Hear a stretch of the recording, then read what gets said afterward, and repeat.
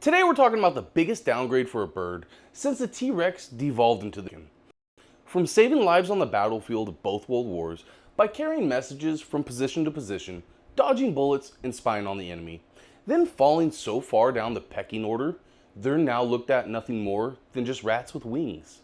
And now there's a nasty rumor going around that pigeons are flying feds, narking on your every move. And I'm here to tell you that birds are not in fact undercover federal agents. There have been malicious rumors started at this elementary school that is not funny and it is not true. Yoo-hoo! I'll make you famous. The domestication of the pigeon dates back to ancient Egypt. However, their arrival to the United States dates back to 1600s Jamestown, when settlers brought them over to the New World as food. You might have heard of this tasty treat. Ever heard of squab? Yeah, that's nothing more than just a fancy name for pigeon. Yet, just like the story of the domesticated pig becoming a feral hog, unless the bird you raise is a flightless penguin, you're bound to have an escapee or two. Smile and wave, boy. Making the pigeon one of the first invasive species in America. In 1963, there was 2 deaths linked to pigeons, cementing their image as undesirable disease-carrying vermin. And in 1980, a movie called Stardust Memories coined the name rats with wings. But do pigeons really deserve this legacy? I mean, after all, pigeons and a homeless Rosie O'Donnell did save Kevin McAllister from the sticky bandits. Kevin, run! Let me give you an idea what life would be like without birds. In the 1950s, the Chinese penis potato Mao Zedong created the ma de trois, or in English, punch the birds. The plan was to use pots and pans, banging them together to not allow birds to land in the crop fields, trying to starve them out of China. Mao believed that the birds must have been eating the crops, and that's why his people were starving. Because it definitely wasn't the communism. It was the birds. Right? Donald Trump don't trust China. China is asshole. Anyway, this continued for 2 years, forcing the birds to the point of a localized extinction. Now let's play a game. Birds eat bugs, correct? Well, what happens when you pull a predator out of an ecosystem?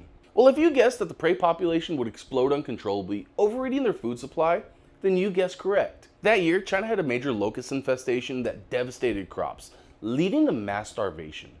We need birds. In both World War I and World War II, pigeons were used as message couriers by dropping the original emails.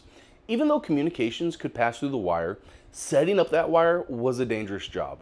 A soldier would need to stretch out a cable from position to position, unspooling the wire under the watchful eye of snipers. And once that wire was up, it was easily sabotaged. All you would need to do is give it a little snip on the cable. However, do you know what you can't sabotage? A courier pigeon with a message on its leg. Message. The enemy had a few ways of stopping these winged messengers. If a crack-shot soldier couldn't knock the bird out of the sky, well, there was other more natural ways to take care of these avian antagonists. For example, some German units deployed hawks to take care of their flappy foes. Falcon, bring us back a vole. Shisha. No. And even with these aerial obstacles, the carrier pigeon had a 95% success rate. Even Amazon isn't that good at delivery. Jeremy was one of 600 British-born pigeons given to the US Army in May of 1918. By that October, he was the hero of the American 77th Infantry. October 3rd, 1918, 200 soldiers fell behind enemy lines under constant artillery fire with little to no ammo.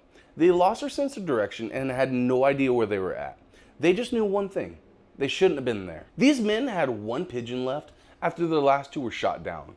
Jeremy was their only hope. Help me, Obi-Wan Kenobi. You're my only hope. So they prayed for the best and they let her fly, only for him to fly directly onto a tree branch. At first, the soldiers of the 77th tried to shoo him away, yelling at the bird while others threw rocks in his direction. This continued until a soldier climbed the tree to shake the branch. Within seconds of the flight, the Germans noticed the pigeon parcel take off, so the Jerrys, they took aim. A barrage of fire was pointed at Jeremy, knocking him out of the sky, but miraculously, he got up and started to fly again. 25 miles after his takeoff, Jeremy arrived at the base around 30 minutes later. Delivering his message, the soldiers noticed that he was missing an eye, he was shot through the chest, and he was missing a leg. Luckily, that leg wasn't the one holding the message. His arrival saved what was left of the lost battalion, and as a reward for his heroism, he was given the... I'm gonna fuck this name up. He was given the Cross de Guerrero medal with an oak leaf cluster. Jeremy retired in comfort, living the rest of his days at Fort Monmouth, New Jersey, passing away June 13th, 1919 from medical complications due to the wounds he sustained in battle. Jeremy is now taxidermied and resides in the National Museum of American History. His exhibit, The Price of Freedom, America's Wars. In World War II, the Royal Air Force would keep an airtight box with a carrier pigeon aboard all planes. Just in case one got shot down, the crew could aid in their own rescue by sending their location back to base. Message!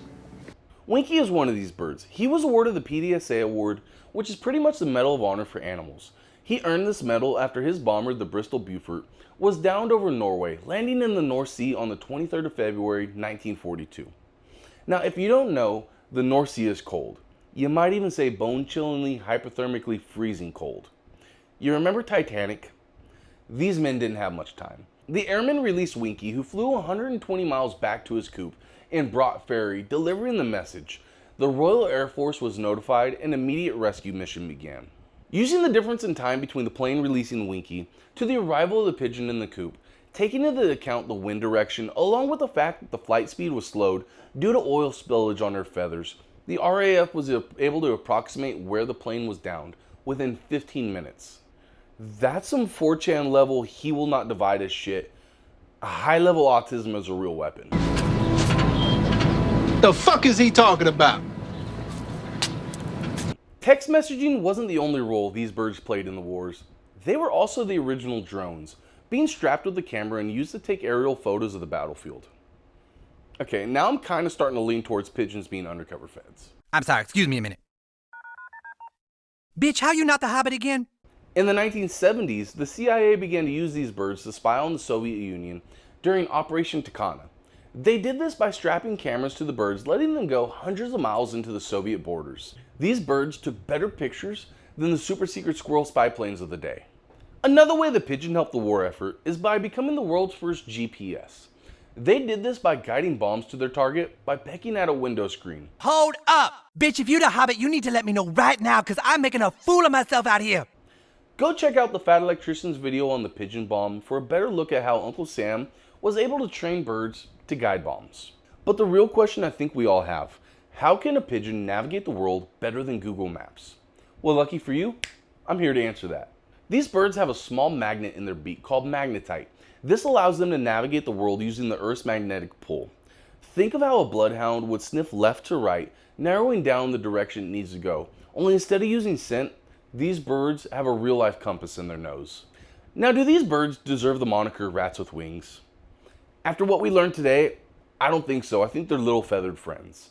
And next time you see one of these winged warriors, give them a salute. They might salute back. And if you enjoyed this video on the biggest fall from grace in the animal kingdom, then please leave a like, comment, share, and subscribe. And until next time, see you beautiful bastards in the next video. Yoo-hoo! I'll make you famous.